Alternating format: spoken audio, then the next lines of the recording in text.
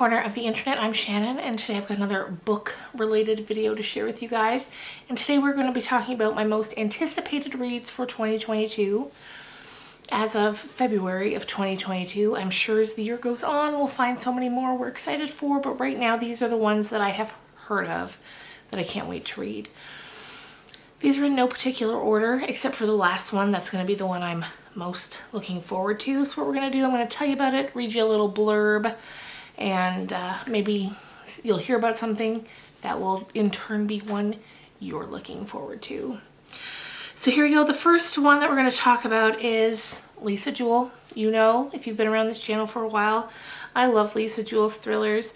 They're quick reads. I just enjoy them so much. And this year we're actually getting a sequel to a previous Lisa Jewell book. I think this is the first sequel she's done. But a few years ago she put out the book The Family Upstairs, which I did a book talk on this channel, and I loved it. And the sequel to that is coming out this year, and it's called The Family Remains. So I will read you the little blurb here that's on Goodreads about it. It says, a woman stops at nothing to find her husband's murderer in this psychological thriller about twisted marriages, fractured families, and deadly obsessions. Like already I'm ready for it. So it says, when Rachel Rimmer's phone rings in the early morning, she's shocked when she hears her husband's housekeeper sobbing on the line. Her husband, Michael, has been found dead in the cellar of his house in France, and all signs point to murder. The French police conclude that Michael was killed by his gangster associates. They have no idea that the real killer is still out there. His ex-wife, Lucy. A year later, she and her children are happily living in London, unaware that Rachel is on the hunt for her. She may never have met this woman, but Rachel knows. Lucy was the last person to see her husband alive. And there's nothing that's going to stop her from discovering the truth. So, I mean, it sounds fast-paced. It sounds interesting, and I love The Family Upstairs, so can't wait for that sequel. Next up is Stephen King's fall release. He does 2 books a year, so the one that's most, I don't say recently, the one that's the one that's coming out the soonest from now, that one's fine, but the one I'm really looking forward to is the one that's coming in September, and that's called Fairy Tale. And here's what the internet has to say about this. Actually, this is right from StephenKing.com. And it says, Charlie Reid looks like a regular high school kid, great at baseball and football, a decent student, but he carries a heavy load. His mom was killed in a hit-and-run accident when he was 10, and grief drove his dad to drink. Charlie learned how to take care of himself and his dad. Then, when Charlie is 17, he meets a dog named Radar. First of all, a boy and his dog. I love a boy and his dog stories, so already I'm sold. And his aging master, Howard Bowditch, a recluse in a big house at the top of a big hill with a locked shed in the backyard. Sometimes strange sounds emerge from it. Like, yes, I'm here for that. Charlie starts doing jobs for Mr. Bowditch and loses his heart to Radar. Then when Bowditch dies, he leaves Charlie a cassette tape telling him a story no one would believe. What Bowditch knows and has kept secret all his long life is that inside the shed is a portal to another world. King's storytelling and fairy tale soars. This is a magnificent and terrifying tale about another world than ours, in which good is pitted against overwhelming evil, and a heroic boy and his dog must lead the battle. And that just sounds like classic Stephen King to me, and I can't wait to read it. Next up, this one sounds really good too. This one is called Notes on an Execution by Dania Kafka. I hope I'm saying that right. And the little blurb here says, the pre-pub reviews are calling this thriller by the author of Girl in Snow masterly. The novel opens on death row as a serial killer is about to meet his fate, and then explores all the influences that combined throughout his life to produce a murder, chilling and unexpected. A murderer, I meant to say. And that just sounds, it sounds really great. I love the cover too with the locket. It should be interesting. Next up, We have Fiona and Jane by Jean Chen Ho. And this one says, this debut collection, which already I do love a nice collection, whether it's short stories or essays. So it says, this debut collection navigates the intimate contours of female friendship through the women Fiona and Jane, who grow up together in Los Angeles and drift apart when Fiona moves to New York. Eventually, like the best of friendships, the women find their way back to one another. In these stories that alternate points of view, excavate the push and pull of home, and follow them throughout their 20s and 30s. I'm really, really looking forward to this one. I think it's gonna be great. Oh, this one. The next one is called This Time Tomorrow, and it's by Emma Straub. And this one sounds really interesting, really different. So it says, time travel is a popular trope in fiction, and Straub deploys it brilliantly in her effervescent new novel. Effervescent?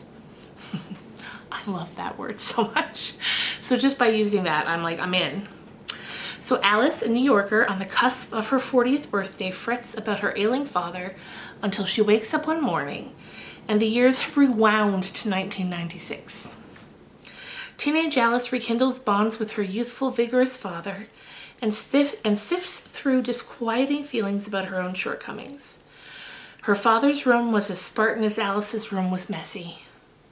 His full-size bed was always made, and the stack of books on his bedside table was the only thing not put away. There wasn't so much as a sock on the floor. Straub is an expert chronicler of social mores and the inner lives of her mostly bourgeoisie characters, and here she delivers a surefire bestseller. I can't wait. I love a good time travel book, you guys. And I don't read a ton of them, but I love them. Next up is called Burning Questions, Essays and Occasional Pieces, 2004 to 2021 by Margaret Atwood. Margaret Atwood is an author, a Canadian author that I've grown up loving since I was probably 14 or 15. So this says, Atwood has long been considered one of the world's great novelists and social critic whose writing and activism on vital issues such as the threat to women's rights and the climate crisis have led many to conclude she is a soothsayer. These essays confirm that status, her collected pieces spanning nearly 2 decades, burn with intelligence, passion, and humanity. And I can't wait to read it. I cannot wait to read it.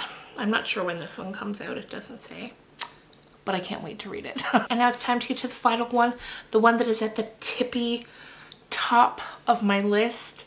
And it actually, I found out today on Twitter that it comes out on my birthday, my 41st birthday on September 27th of this year, and this is the new book from Ian Reid. Now, if you've been on my channel for a while, you've seen me do a book talk on I'm Thinking of Ending Things, and then also Foe.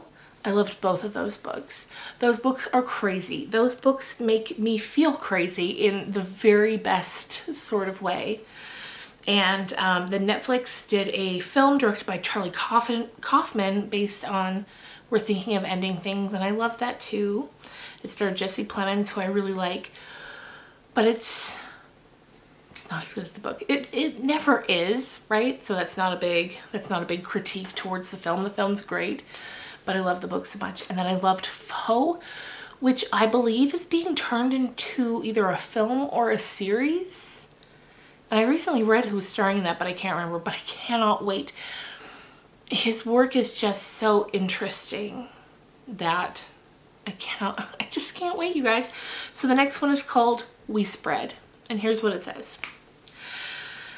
The I'm Thinking of Ending Things author's latest work is described by the publisher as a work of philosophical suspense. Philosophical suspense. I can't wait. It says, Penny, an artist, has lived in the same apartment for decades, surrounded by the artifacts and keepsakes of her long life.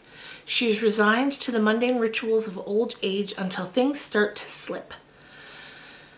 Before her longtime partner passed away years earlier, provisions were made, unbeknownst to her, for a room in a unique long-term care residence, where Penny finds herself after one too many incidences.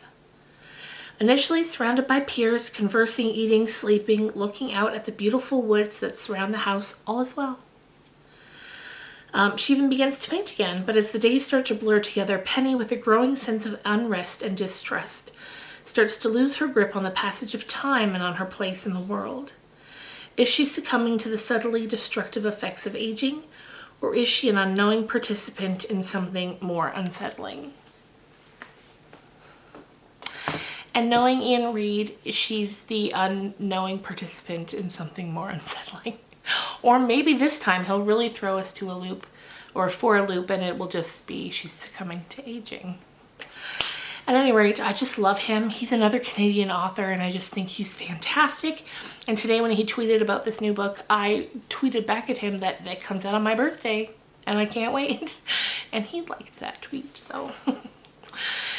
Anyway, you guys, oh, wait. Before we go, I should probably say that I'm also anticipating very highly my next novel, which will be coming out in the late summer, early fall. And I can't wait to share it with you guys. And it's a bit of a spooky story. It's also a family story. And I can't wait to talk more about it, and I will soon. But for now, that's where we're going to end things. I hope you have a great day. I'm soon going to have better lighting for these nighttime videos because I'm finally, after 6 years of being on YouTube, investing in a ring light. Normally I just film in the daytime and it's all good and the lights are bright with natural sunlight. But sometimes the days get busy and you can't film until night, and so we're finally gonna have a ring light. I'll still keep the colored lights because I do like how they look, but we'll have a bright light in front of us and it will look a little better. Anyway, thanks so much for watching. Let me know in the comments down below, what books are you looking forward to the release of this year? And again, I know there's many more that I'm excited for. Oh, I can already think of two off the top of my head. One just came out. It's called Devil House by John Darnielle. I can't wait for that. Also, Grady Hendrix's new book, which I don't know the title. Oh, I do know the title of. I was going to say I don't yet know the title of, but I do. And it's called How to Sell a Haunted House. And you know I love those haunted houses. But these were all ones that I heard about more recently. And I've been waiting for Grady's for a while now. And John Darnielle's just came out. But yes, thank you for watching. I'll see you again real soon. Bye.